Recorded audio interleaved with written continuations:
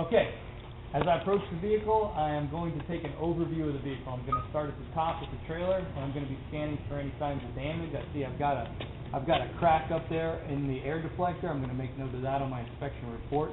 I'll inspect the color of my lights on both the top of the trailer there as well as the top of the cab on the tractor to ensure that they're the proper color, which is amber.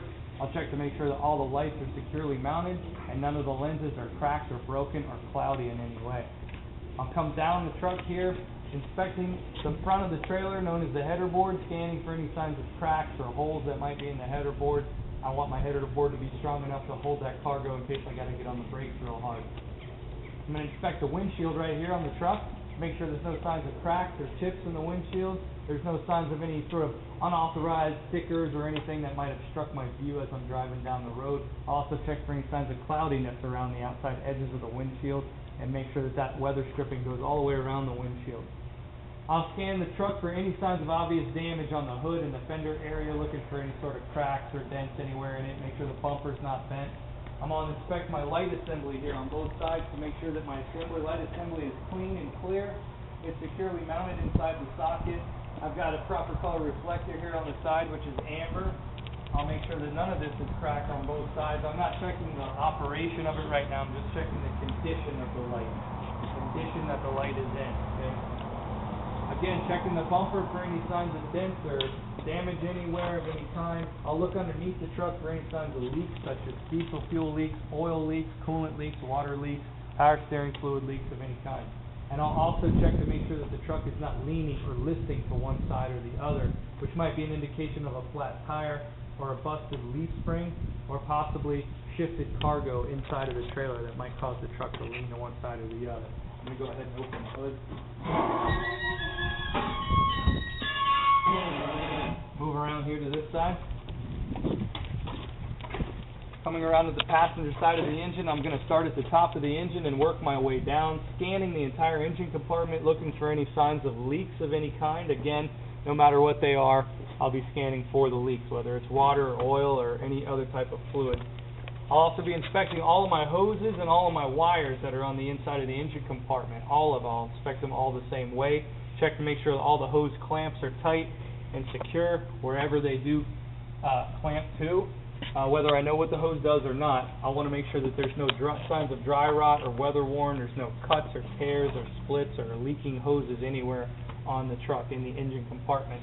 And I'll check all hose clamps to make sure all hose clamps are tight.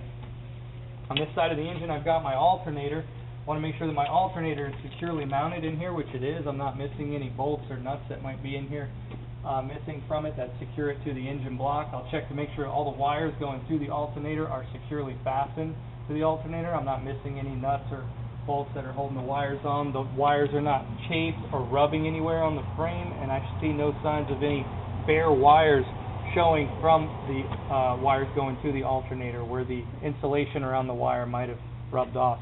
This alternator is belt driven right here by this serpentine belt. I want to check to make sure that I have no more than 1/2 to 3/4 of an inch play in the belt. I'll check the condition of the belt to ensure that there's no cracks or cuts or frays or fibers showing out of the belt. The belt's not dry rotted or weather worn in any way. Right inside here, this pulley located right here is the pulley that drives my water pump. So I need to identify this. I would check to make sure that this pulley is secure and the water pump itself is secure. The majority of the water pump is on the inside of the engine, so I can't really see a whole lot of it. But if I could, I would make sure that it's securely mounted. I don't see any signs of leaks coming from the water pump. This particular water pump is belt driven and it's driven by the same serpentine belt as the alternator, and I would inspect that belt the same exact way I inspected the one for the alternator because it is the same belt. Also on this side of the motor, I've got the exhaust system, which starts right here at the back side of the turbocharger. I want to make sure that all the exhaust clamps on the back side of the turbo and on the front side of the turbocharger are all tight. I'm looking for any signs of black soot that might indicate an exhaust leak. I'll inspect this exhaust pipe all the way down underneath the truck as far as I can see. Again, checking for any loose exhaust clamps anywhere, any signs of cracks in the pipe, or any signs of soot that might indicate an exhaust leak. I follow the pipe all the way back to the muffler to make sure that the pipe is secure where it comes out of the bottom of the cab here. Make sure, again, all my hose clamps are tight. No signs of cracks in the pipe anywhere. No signs of soot traces, which would indicate an exhaust leak. heat shield is securely mounted to the pipe, and the exhaust stack shows no signs of leaks, and it's not bent, and it is securely mounted up top. I'm going to go ahead and move around to the other side of the engine here.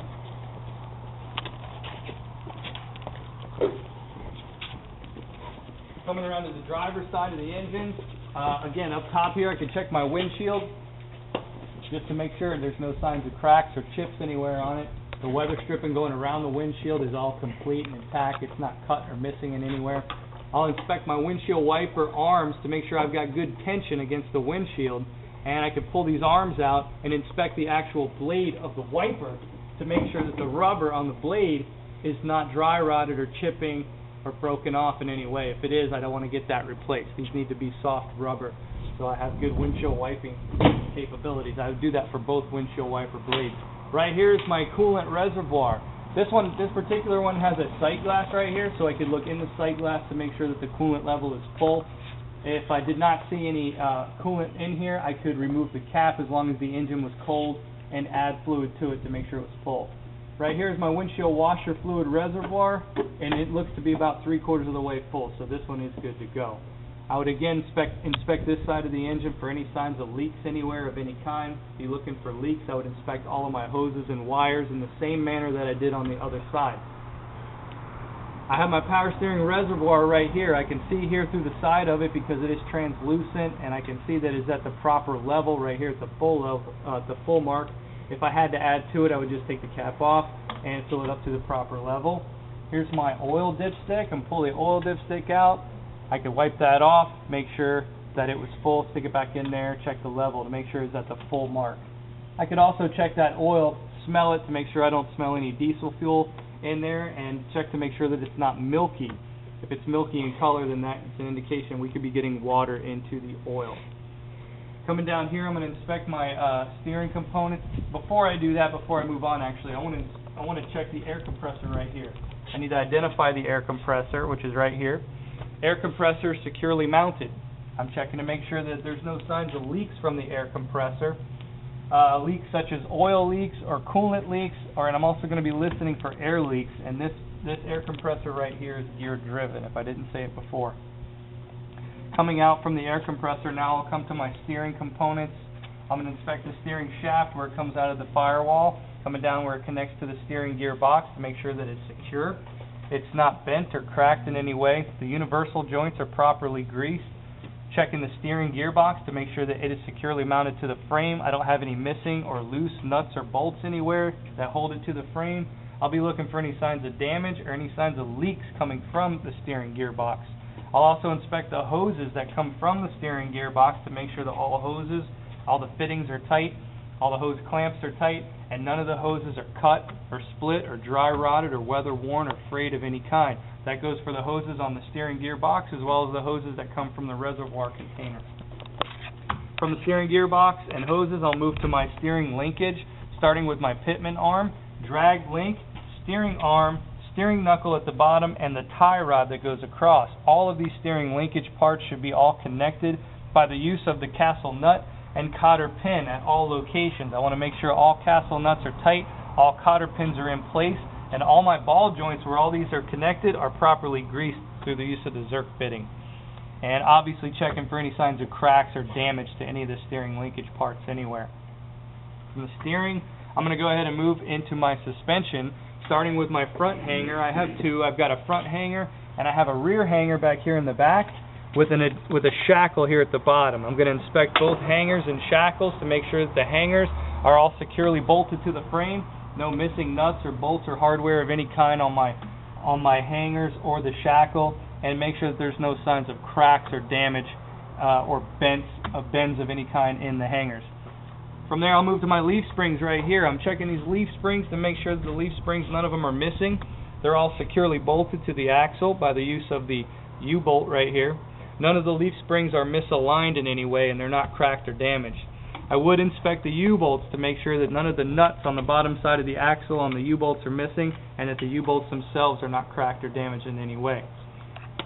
Continuing on with suspension, I got my shock absorber here. Check the shock to make sure it's securely mounted at the top and at the bottom. No missing nuts or bolts here anywhere of any kind. The bushings right here are not dry rotted or pushing out or worn out, otherwise worn out in any way, which they're not. And I check the shock to make sure that the shock is not cracked or dented or damaged or leaking any sort of hydraulic fluid out of the shock. For my suspension, I'm going to move to my brake component, starting with my brake hose right here. Make sure that my brake hose is securely mounted in the fittings where it comes out of the chassis going into the service brake chamber. I'd inspect to make sure that the brake hose is not dry rotted or cracked or split or cut or anything. This is a service chamber right here. I can't really listen for any air leaks at this time, but if I were to have someone go in the truck with proper air pressure built inside the cab, have them step on the service brake, I could then listen for possible air leaks in the line. But without someone in there, I can't do that right now. I move on to the brake chamber itself, make sure that the brake chamber is securely mounted, which it is. I check the clamp that goes around the brake chamber, that it makes sure that the clamp is also securely mounted around the brake chamber itself. I check the brake chamber to make sure it's not cracked or dented. It shows no signs of damage of any kind. Around front, I have my push rod and slack adjuster. I'd make sure that the push rod is not bent. I'd make sure that it's securely fastened to the slack adjuster by the wrist pin and the cotter pin, which are both in place. I check the slack adjuster to make sure that it's properly greased and there are no missing parts. If I wanted to check the brake slack on my slack adjuster, I could grab the slack adjuster by hand and pull on it, ensuring that it comes out no more than 1 inch. Or if I had a partner, again, they could go inside the truck and step on the service brake, and I could look at it to make sure that it does not come out more than 1 inch.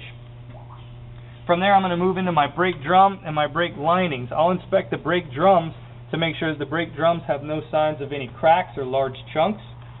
Same thing with my linings, checking for any cracks or large chunks missing from the linings. The linings are not worn dangerously thin, meaning the linings are not worn down to less than 1/4 of an inch. And additionally, I would also look for any signs of contamination from grease or oil that would come from a possible inner wheel seal failure.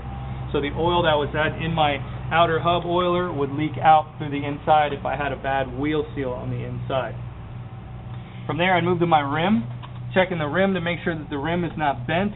I see no signs of cracks or rust trails in the rim that might indicate a crack, or any signs of non-factory welds or repair welds that might be in there. From the rim, I'll move to the tire, checking the inside of the tire to make sure that there's no slashes or gashes or missing chunks of rubber or any bubbles or bulges that might indicate a separated steel belt somewhere in the tire. Before I move to the outside here, I'll just take one last look on the inside of the motor engine compartment area to make sure that I didn't miss anything. I would inspect my frame rail, and I'll inspect it down the entire length of the truck, starting up here all the way to the back. And I'll inspect the frame rail to make sure that the frame rail is not bent or twisted from what I can see with my naked eye without putting it on an alignment rack of some kind. But I'd make sure that there's no big dents in it or twists.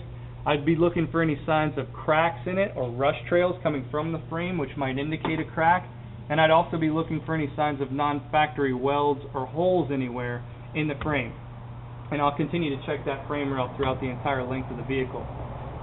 Coming to the outside here, on the outside part of the rim, I'd inspect this to make sure that it's perfectly round. There's no signs of dents anywhere. There's no cracks or rust trails coming from the rim. And there's no non-factory welds anywhere on the rim. Lug nuts. I check all these lug nuts to make sure all 10 of them are all present. They're all tight. I don't see any signs of rust trails coming from the lug nut, which might indicate a loose lug. And also around the hole of the lug nut, I'd be looking for any signs of like shiny metal, which might indicate a loose lug nut, or it might be rattling around inside that hole, wallering the hole out if it were loose. From there, I'll move to my hub oiler, simply making sure that the hub oiler has no missing bolts right here. It is securely mounted to the hub. It's not cracked or broken. There's no signs of leaks of oil underneath anywhere. And I could also check the level by removing this cap and making sure that the oil level inside the hub oiler is full, which this one is. If someone could please close the hood, I'm going to move on to the next portion of the test. I started at 6:54. It's 7:08. 15 minutes. Took me 14 minutes, 15 minutes to do a Form A. No, just leave it like that. So that was the complete of Form A? No, that was just the engine compartment. Engine compartment. Moving on, I'm going to move on to the Form B section of the test, starting here at the driver door fuel area, moving around to the rear of the tractor. As I come up on the truck, I'm just going to get an overview of the side of the truck, looking for any signs of damage to the cab or the door of any kind. I'll make sure that my handle here is securely mounted to the cab, which it is. I want to check the door operation to make sure that the door opens and closes freely. I can lift up on the door to make sure that the hinge is not worn out. Check my glass to make sure that the window rolls up and down, which it does. Make sure my handle works on the inside and make sure that the door closes and shuts properly, which it does. When the door is open here, I do have a weather seal that goes around the inside of the door. I want to make sure that this weather seal is securely fastened in here and it's not missing a split of any kind, and it's not dry rotted. There's a little wiggle. And I'm also going to make sure, again, the door closes and shuts properly. Out here, I'll check my mirror brackets to make sure my mirror brackets are securely bolted to the side of the cab, which they are. My mirrors are secure and tight. They are clean and they are not cracked or broken, the glass. I cannot check the adjustment of the mirrors right now because I'm not sitting inside of the cab. Down here, I do have a light on the side of the fender right here. This particular light is a turn signal only, not a marker light. So I do want to check the condition of it. It's the proper color, which is amber. The light is securely mounted in the fender, and it's not cracked or broken or cloudy in any way. Moving down to the fuel tank area, I'll make sure the fuel tank is securely mounted to the frame of the engine by the use of the frame of the truck by the use of these straps. Underneath these two straps, I've got my two rubber insulators that keep metal to metal from rubbing on the tank, and they are both securely in place, and they are not cracked or damaged in any way. The fuel tank cap, I'll take this off and check to make sure that I've got a rubber gasket on the inside of the cap that makes this secure cap as I tighten down on it, and it keeps the fuel from sloshing out of the tank. Take a peek down in the tank to check the level of the tank, and I can later on bounce that off of the gauge according to what the gauge says. And I make sure that this cap goes on tight. Now, one thing I did forget about my tire. I forgot to do my tire. This is okay. You can go back to it. Okay. What I forgot to do on the tire was the tread, the condition, and the pressure. Okay. I would check the tread with my tread depth gauge to make sure that the front steer tire has no less than 4/32 of an inch of tread, all the way across the tire, all the way around the circumference of the tire. This is a steer tire, therefore it cannot be recapped. No recaps on the steer. It has to be virgin rubber. As I mentioned on the inside about the condition of the tire, I would check the rest of the tire, both the tread area and the outer sidewall of the tire, checking to make sure that there was no signs of slashes or gashes in the rubber, no missing chunks of rubber anywhere, no nails or screws that might be in the tread of the tire, and no bubbles or bulges that might be on the tire or on the outside sidewall of the tire, as well as no irregular wear patterns that might be on the tire. And finally, I would use my tire pressure gauge to check the tire pressure at the valve stem right here. According to the manufacturer's recommendation, which is printed on the side of the tire, and for this particular tire is 105 psi hold. Making sure to have no less than 100 psi for the tire. Okay. I'll continue to move on back here. Again, making sure my cap is tight. I talked about my fuel tank itself being tight in the straps. I check my steps. Make sure that my steps are secure. They can hold my weight when I get up on them. They're not bent or damaged in any way. There's no signs of debris such as oil or grease or ice or snow if I were up north. The tank itself shows no signs of cracks in it or dents or holes anywhere, and there's also no signs of leaks underneath the tank. Moving back, rear of the cab, checking to make sure I've got my DOT reflective tape that's at the top corners of the cab right here, which is white or silver in color, which is the proper color. It is not flaked off or chipped or broken or faded or anything like that. It's brand new. The rear glass of the cab has no signs of cracks in it, and the weather seal is in place. Coming down here, I've got my catwalk. I want to make sure the catwalk is securely mounted to the frame and there's no signs of damage to it, no signs of grease or oil on the catwalk or any type of snow or ice. Same thing goes for my steps right here. I'd inspect it for the same criteria. I do have my frame rail right here, and as I said before, I'd continue to inspect the frame rail all the way down the entire length of the truck in the same manner as I did up front. Underneath the truck, I can see my drive shaft right there. I'm going to inspect my drive shaft to make sure the drive shaft is securely mounted. I'll check the drive shaft to make sure that it's straight. There's no signs of any cracks or twists in the drive shaft. Make sure that the drive shaft is properly greased at the universal joints, and none of the caps that hold the universal joints are missing. This particular truck only has one drive shaft. It's a pretty short wheelbase, but if the truck was any longer, it would most likely have a carrier bearing in it, and I would want to inspect the carrier bearing to make sure that carrier bearing is securely mounted to one of the cross members that goes across the frame, and the carrier bearing was also properly greased. Okay? Let's see here before I move on. I did my drive shaft, I did the frame, I did the exhaust on the other side, I did the back of the cab. I'm going to save these hoses and lines for my coupling area. This is my battery box. I don't need to talk about this. I'll move to the suspension on the rear of the tractor, talking about my front spring hanger and my rear spring hanger, my leaf springs, and my U-bolts. I'm going to inspect all of these things in the same exact manner that I did up front, so I'm not going to repeat all of this stuff. It's the same exact thing. The only addition back here would be the torque arm right here. Make sure the torque arm is securely mounted and it's not bent or cracked or broken in any way. This truck has no shock absorber, so that's the only difference between the front and rear suspension. Okay? Let's see, that's pretty much it for suspension. I'm going to move around. Here I can see the brake chamber, so I'll go ahead and do it because I can see it. I've got an emergency brake chamber right here. I'll check this brake chamber to make sure that it's securely mounted, which it is. This being an emergency brake chamber, it has two clamps that go around it, and I want to check that both of these clamps are both securely secured and clamped around the brake chamber. I'll make sure the brake chamber itself is not cracked or dented or broken in any way. On the back side of the brake chamber, I have my slack adjuster and push rod. I would inspect these in the same manner as I did on the front one, making sure that the push rod was not bent. It's securely fastened to the slack adjuster by the wrist pin and the cotter pin, and the slack adjuster is properly greased and shows no signs of missing parts. If I wanted to check the brake slack on that slack adjuster on that emergency chamber, I'd have to make sure that my wheels are chalked on either the truck or trailer, make sure that my truck had plenty of air pressure. I'd get in the cab of the truck, push my yellow button in, releasing the brakes on the tractor, and then and only then could I get underneath the truck and pull on the slack adjuster to make sure I have no more than 1 inch of play in the brake slack. If I was not by myself and I had a partner, I could have my partner step on the service brake and I could see how far the push rod shoots out from the brake chamber, and I could determine then if it was more than 1 inch. Okay? Let's see what else I can get here. Let's move around to the back. I'm going to get underneath the truck here. Underneath on this side, I'll go ahead and do my brake drums and my brake linings. I would inspect these drums and linings for the same exact criteria as I would up front, so I'm not going to go into these. It's the same exact thing.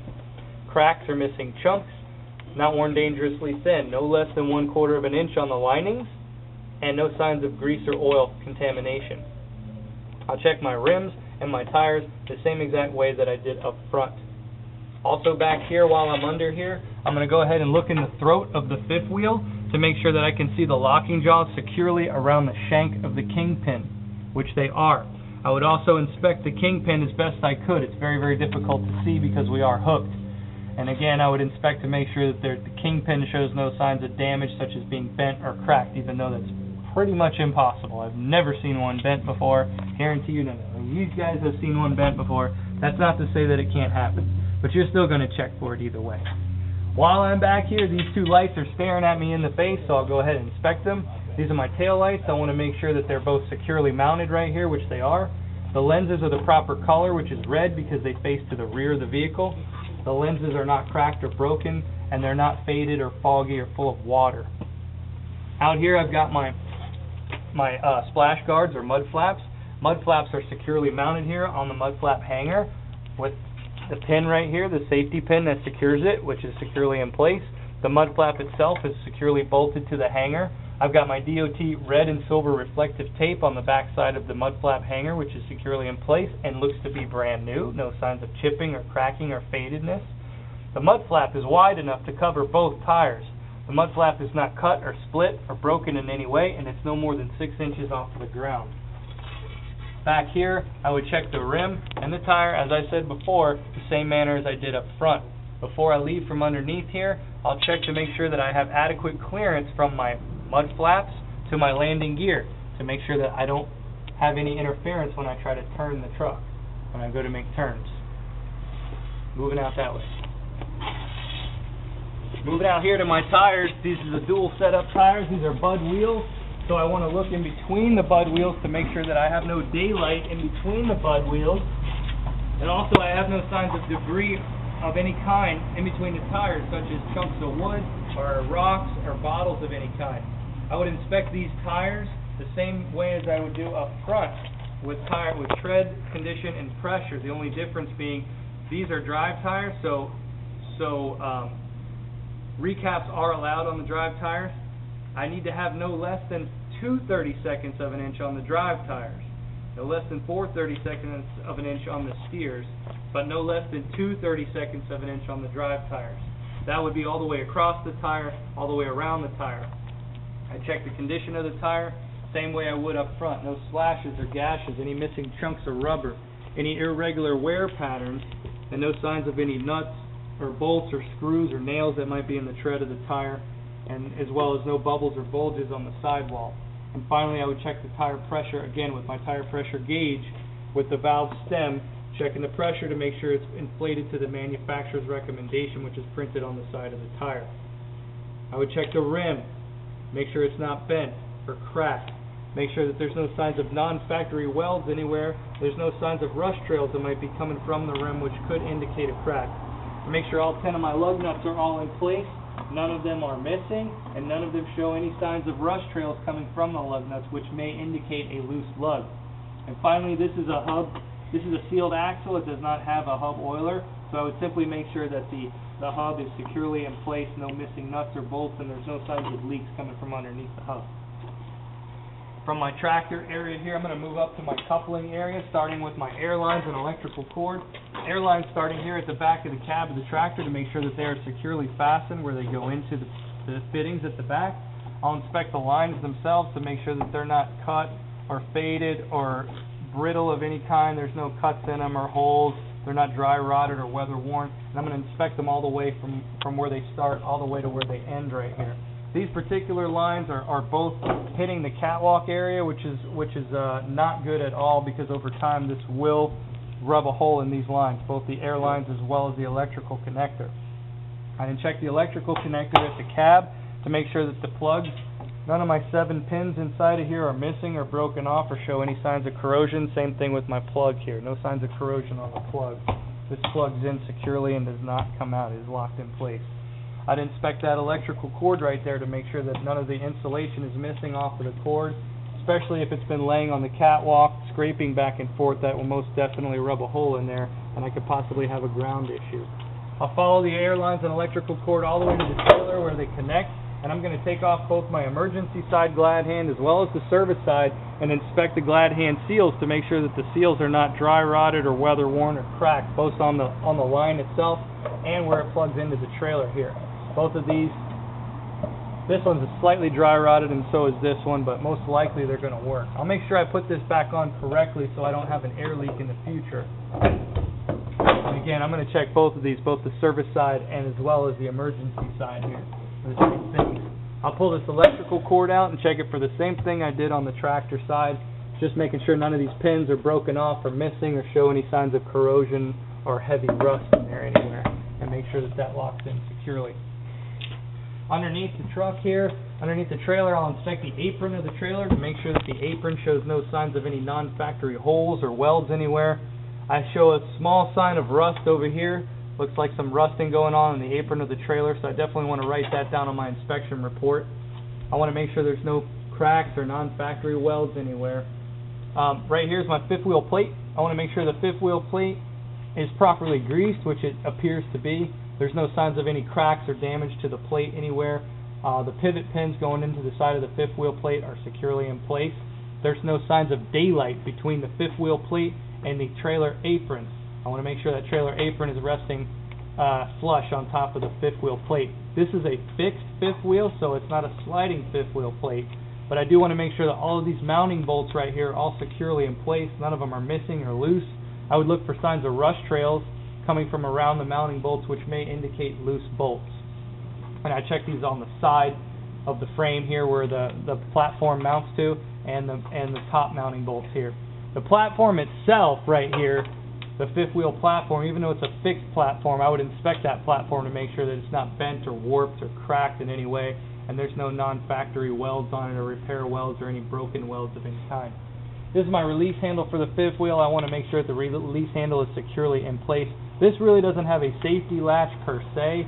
When you pull the handle out, you have to move it forward, and that way it locks out to keep it from going back in. So this one is definitely slammed home in place.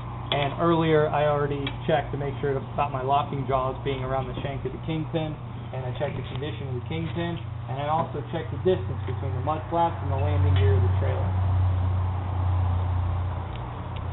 Now I'll move on to the trailer part of the inspection, starting here at the front of the trailer being the header board. Again, I already made note of the damage at the top of the trailer. I already checked the condition of my lights at the top of the trailer, and I already inspected my header board of the trailer earlier when I did my overview. On the side of the trailer, I've got a corresponding amber reflector right here, which corresponds to the light at the top. It's a proper color. It's securely mounted to the side of the trailer, and it's not cracked or broken. I have my DOT red and silver reflective tape running down the side of the trailer here, which is not chipped or flaking off or faded in any way. I'm going to inspect the whole side of the trailer, looking for any signs of damage, such as this hole right here. I want to report that on my inspection report to make sure I don't get blamed for it. I'll be inspecting the entire side of the trailer as I go down. Once I get to the landing gear area, I want to inspect my landing gear assembly to make sure that all my landing gear supports are all securely bolted in or welded, however they are affixed to the trailer. None of these are cracked or bent or broken. I want to make sure the landing gear feet can swivel freely in case I have to drop the trailer on uneven pavement. And I'd also want to make sure that my handle works in both directions, in both high speed and low speed, both going up and down, and make sure that my handle stores properly so it's not flapping around in the wind as I drive down the road. Underneath the trailer, I inspect all of my cross members, starting at the front of the trailer, moving all the way to the rear of the trailer, making sure that all of my cross members are present. I have none missing or bent or cracked or broken in any way. In between the cross members, I can see the wood floor of the trailer. I would definitely inspect the wood floor to make sure I don't have any wood rot or holes in the floor of the trailer where any of my cargo could fall out, especially if I were hauling hazardous materials in liquid form. Continuing down the side of the trailer, again, still inspecting that reflective tape, still inspecting my reflectors where I have a corresponding light and a reflector, proper color, amber. They're all securely mounted here. This one's a little bit loose, nothing to worry about too much. And I also make sure that none of these lenses are cracked or broken. I do have some damage here to the side rail of the trailer. I want to make note of this. All these scrapes right here. Moving to the back of the trailer, this is a fixed tandem axle trailer, so I will inspect the frame, the sub-frame assembly, to make sure that it's not twisted or bent or cracked or broken. I don't have any broken welds anywhere. There's no signs of any non-factory repair welds that I can see.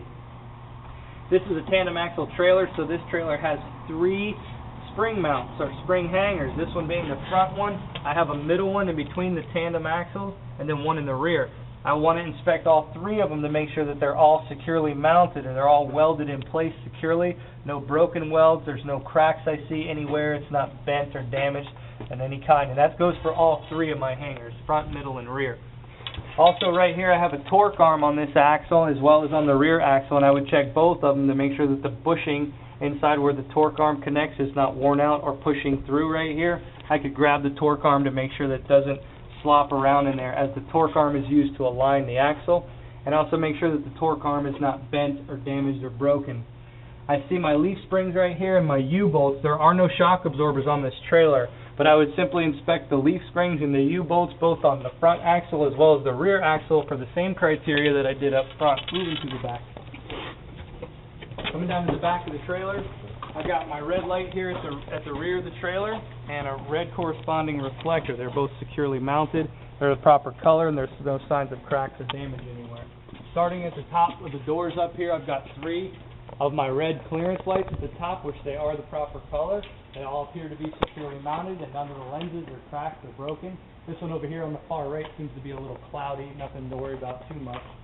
I'll scan the entire door area here looking for any signs of cracks or holes in the door. I want to inspect all of my door hardware where my hinges are to make sure I'm not missing any nuts or bolts. I'm not missing any of the pins that go through the door hinges. nor am I missing any of the cotter pins that go through here, and I inspect all of my hinges for that. I'd inspect all of my door hardware right here to make sure all the door hardware is securely mounted to the door. I'm not missing any nuts or bolts anywhere. I want to check the operation of the door to make sure it does open behind the door so I don't get hit by any falling freight. Make sure that the door opens freely, which it does. Once the door is open, I can check the roof for any signs of daylight that might be coming through, which would indicate a hole in the roof somewhere. And if I wanted to, if the trailer was empty, I could crawl up inside and get a view of the floor of the inside of the trailer, make sure there's no hole. I want to make sure this door latches back properly. That way I can put my padlock or my trailer seal in there if I have to. Coming down to the bottom here, again, I've got some more DOT reflective tape. This appears to be relatively new. It's not chipped or broken off like this stuff on the DOT bumper is right here. This would most definitely need to be replaced. DOT bumper is bent right here in the corner slightly. Back here I have taillights. They are the proper color. They're red, and I have corresponding reflectors also the proper color. This reflector right here appears to be cracked just a little bit where it might have been tightened down too much. Also, these taillights right here are slightly foggy, kind of cloudy. I'll check the operation of them a little later. Checking my mud flaps here to make sure that the mud flap hangers are secure, which they are. The mud flaps are securely mounted to the hangers, and the mud flaps are no more than about 6 inches off the ground, and the mud flap is wide enough to cover both tires, and it's not cut or split or sagging or dragging anywhere on the ground. Underneath the trailer back here, I can see my brake chamber. I'll make sure the brake chamber is securely mounted in here, which it is. This is an emergency chamber, so I want to make sure that the brake chamber, it has both clamps on it. Both clamps are securely in place, and they are tight. Both hoses going to the brake chamber are secure. Okay, where they go into the brake chamber, the hoses are not cracked or dry rotted or weather worn or split of any kind. It is an emergency chamber. I could listen for air leaks as long as the wheels are chalked, which they are, and I went in the cab and pushed the red button in, releasing the brakes. I could listen for air leaks on the emergency side of the chamber. However, if I wanted to listen for leaks on the service side of the chamber, I could go ahead and push the service brakes in just to make sure that I have no leaks on the service side of the chamber. I could also make sure that the push rod does not come out any more than 1 inch if I had a partner in the truck that they could step on the brake, and I could inspect that as they stepped on the brake. If not, if I were by myself, I can make sure the wheels are chalked and push my buttons in, come back here, and grab a hold of my slack adjuster and push rod and pull and make sure that I have no more than 1 inch of play in the brake slack. While inspecting the brake slack, I could also inspect the push rod to make sure the push rod is not bent. It's securely fastened to the slack adjuster and the cotter pin, the wrist pin and the cotter pin going through the wrist pin to make sure they're securely fastened to the slack adjuster. Slack adjuster is properly greased, and the slack adjuster shows no signs of any missing parts.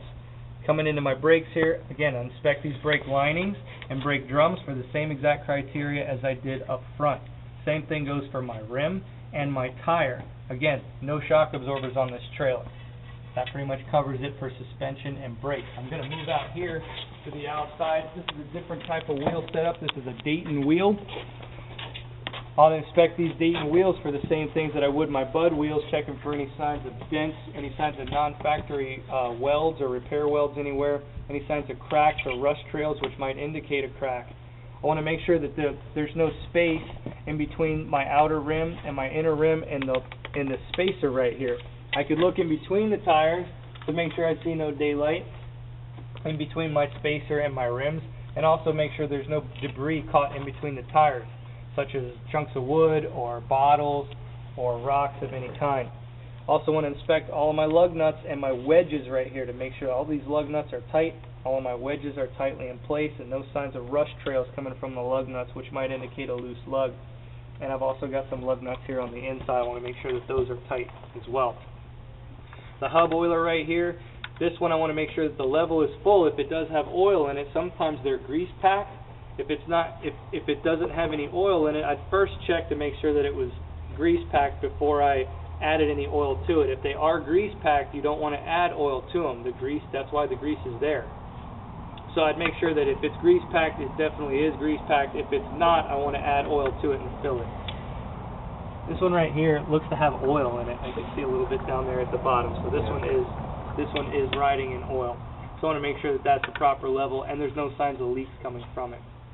For my tires, TCP, the same things that I inspected up on my drive tires. No less than 2/32 of an inch all the way across, all the way around the tire. No signs of irregular tire wear. No slashes or gashes or missing chunks of rubber of any kind. There's no nails or screws in the tread of the tire, and there's no bubbles or bulges on the sidewall of the tire.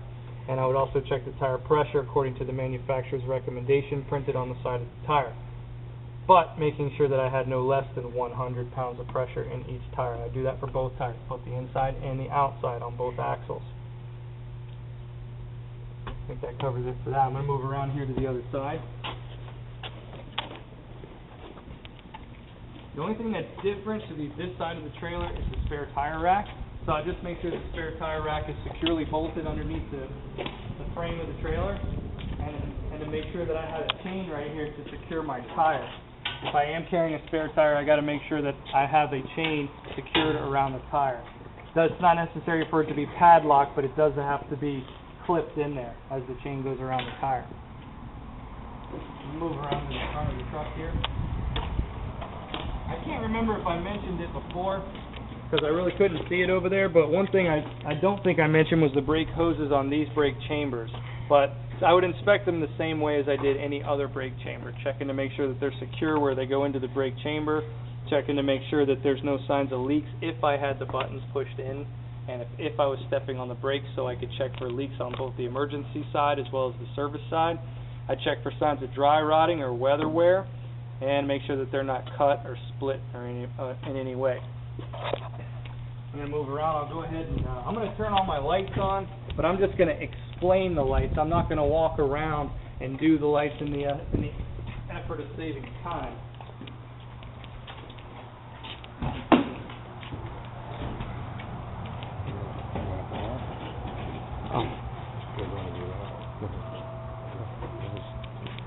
So right now I should have low beam headlights. Yes? Yes. Yeah. I should have marker lights at the top of the cab. Yes. Mm-hmm. I should have four-way flashers up front as well as on the sides of the tractor. Yes. I should have left turn signal now, both up front and on the side of the tractor. I should have right turn signal on the front of the tractor where the headlights are and on the side fender.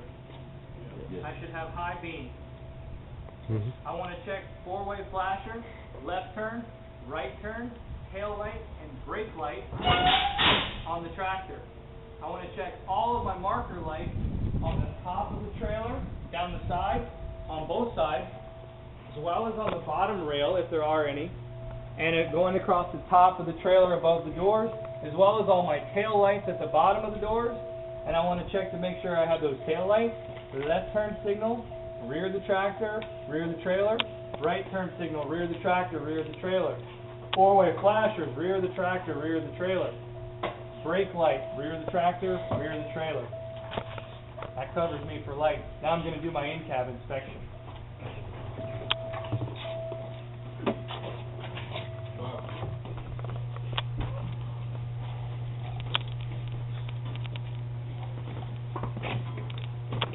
You want to come around, Bill? Mr. Marshall, I don't think he was here last night for the in-cab. So when I do my in-cab inspection, I like to start off with my safety equipment. So I'm going to start with my seat belt, pulling the seat belt out, checking to make sure the seat belt has no cuts or frays in it anywhere. Make sure that the seat belt latches in securely and unlatches for when I need to get out of the truck. This truck is not yet equipped with it yet because we haven't put them in here, but I am going to make sure the truck has a fire extinguisher, 3 red reflective triangles, and make sure I have spare fuses somewhere in the truck, either in the glove compartment or on the firewall, wherever the manufacturer mounted the fuse box. As far as the fire extinguisher goes, it needs to be securely mounted somewhere inside the tractor, either on the floor or on the back wall. It needs to be full, according to the gauge on the extinguisher. It needs to read in the green. And if it has an inspection tag on it, it needs to be inspected within the last year by the fire marshal. As far as my 3 red reflective triangles go, they need to be secured to the floor as well, so they don't become a projectile in the event of an accident. While I'm sitting in the truck, I'll do everything I can with the truck off so I don't have to talk over the engine. Now, when I was doing my lights earlier, I need to make sure that my indicators work on the dash. So I need to make sure that left turn indicator works, right turn indicator, four-way flasher, and my high beam indicator, which can only be seen if the lights are on. So I have to turn my lights on, make sure the high beam indicator works, which it does. I can see that right there. While I'm in the cab, I'll inspect the windshield once again, checking for any signs of cracks or chips in it. Make sure the windshield is not foggy or cloudy anywhere, and make sure that there's no signs of unauthorized stickers of any kind that are going to obstruct my view. I'll make sure that my mirrors are properly adjusted to my view so I can see them clearly. I'll check the horn. Make sure my horn works. If the truck was equipped with an air horn, as long as I had plenty of air pressure, I would check the air horn. This particular truck does not have an air horn. It only has a city horn. So I would check both if it was so equipped. Let's see what else is in here. I think that's pretty much it. I'm going to go ahead and perform a safe start on the truck. I'll put the seatbelt on here. Check to make sure the truck is in neutral to perform a safe start. Push the clutch pedal halfway in. I'm going to start the engine up, keeping an eye on my oil pressure gauge. Make sure that I have oil pressure coming up to between 20 and 40 psi, somewhere between 2 to 5 seconds after the engine fires.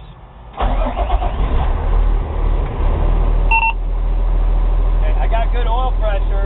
I'm up over 60 psi on the oil pressure.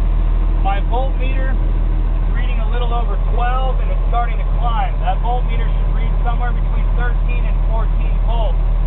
My primary and secondary air pressure gauges are both building. I'm waiting for these to build to 120 psi. Also, while I'm in here, I can check my windshield wipers right here, make sure that my windshield wipers work, and if I push the button in and hold it, I got windshield washer fluid, and they both work. As the engine warms up, I'll be checking my temperature gauge to make sure my temperature gauge rises to somewhere between 170 and 200 degrees. I got a fuel gauge right here, as well as a DEF gauge for my diesel exhaust fluid. The fuel gauge is reading about 3/4 of a tank, which is what I saw in the tank when I inspected it. I'll check to make sure that my heater and defroster work. I'll move my temperature control over to heat and my directional control to defrost. Defrost should come out up top right here to defrost the windshield, and my heater should come out of my vents as well as underneath to warm my seat. I just heard my governor blow off, so I know that my air system is full. I'm going to go ahead and perform my air leak test right now. I'm going to go ahead and shut the engine off. One thing that I forgot, which I always forget, is the ABS light. When I start this truck up, this truck being equipped with ABS, the ABS light illuminates after it does its self-check, and then it should shut off. If the ABS light stays illuminated, it stays lit up on the dash, that means you have a problem with the ABS light. Okay? So I'll turn the key back on. Turn the air condition down so I can hear what's going on. The wheels are chalked. My air system is full, 120 pounds of air, because I heard the governor blow off. I'm going to push in both buttons, waiting for the initial air loss. I'll be keeping an eye on my air gauges here.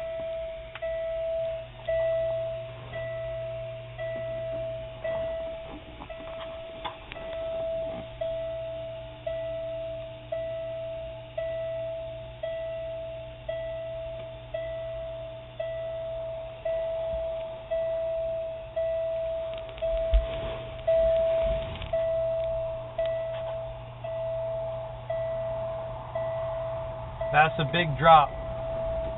That's a real big drop on the initial air loss. I was up at 120, maybe even 125, and my air has dropped all the way down to maybe 80. That's a big drop on the initial air loss. It does seem to be stabilized and the needles have stopped dropping, but that's something that's noteworthy right there. I don't know if maybe we have a brake chamber leaking. I don't hear any audible air leaks, but I'm definitely going to keep that in mind. Notice how I see something irregular and I say something about it. That's a big drop. You know, 10, maybe 20 pounds, okay. We shouldn't be dropping below 100 pounds. This thing is down there 75, 80 pounds. That's a lot of air to lose on the initial air drop. So I'm going to make note of that. With both buttons in and my key on, I'm going to hold my foot down on the service brake for 1 minute, and I'll go ahead and time it. And in that 1 minute, I should lose no more than 4 psi. I don't want to lose any air, but if I do, I don't want to lose any more than 4 psi. And if I hear an audible air leak, I'm going to say something about it. I'm not just going to blow right by it. I don't hear any air leaks. It's kind of difficult to hear the air leaks with this chime going right here. I don't hear any. Do you guys hear any? Okay. Okay, so a minute's gone by. I haven't lost more than 4 psi. So I'm going to continue to fan the brake until my low air warning indicator comes on, somewhere between 60 psi or possibly slightly above. So there it came on the secondary, and there it is on the primary, and I'm right up there around 60 psi. So I know my low air warning indicator works. Now I'll continue to fan the brakes down until both of my buttons pop somewhere between 20 and 45 psi, letting me know that my tractor protection valve works.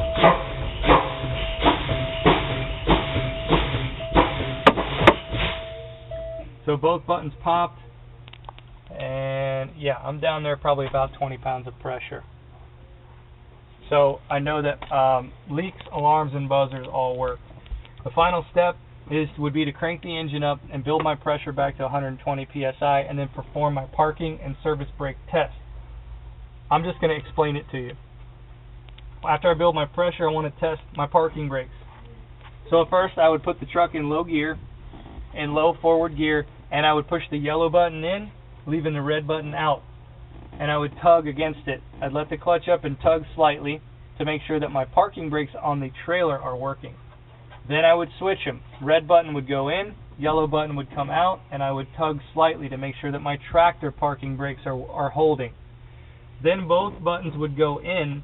I roll forward 5 miles per hour, push the clutch in, and then step on the foot brake, making sure to see that number one, it stops, and number two, it doesn't pull to one side or the other, which might indicate a brake out of adjustment. And final step is to roll forward at 5 miles per hour, push the clutch in, and pull down on my trolley valve or my handbrake to make sure that my trailer service brakes work properly. At that time, I would shut the truck off. I'll take one last look around the truck to make sure that I didn't forget anything. Simple things: horns, windshield wipers, heater, defroster, turn signal indicators, and all of my gauges, seatbelt, safety equipment, parking brake, service brake test, air leak test. I think that's pretty much good to go, and I also did a safe start on it. So that would be the end of the inspection. I would shut the key off and put it on top of the radio. Time on deck is 7:46. I started at 6:54. It took me under an hour to do a full form, complete pre-trip inspection, complete with air leak test and everything. So if I can do a full form in under an hour, you guys, there's no way you guys should be an hour and a half on a Form A. You guys should be like that, clipping along. At no time did I ever say something was in good condition. I never said this seems to be alright, that's in working order. Those don't cut it. None of that cuts it. It's not going to fly. If you tell me good condition, I'm going to say, well, what do you mean by that? I've heard all kind of stuff. I've heard, well, it seems nice. What do you mean by nice? Well, it seems to be in good and nice, pretty condition. It's good. That ain't going to cut it. So make sure you know what you're talking about. Any questions, guys? That was your second full run through, no frills, high speed, low drag.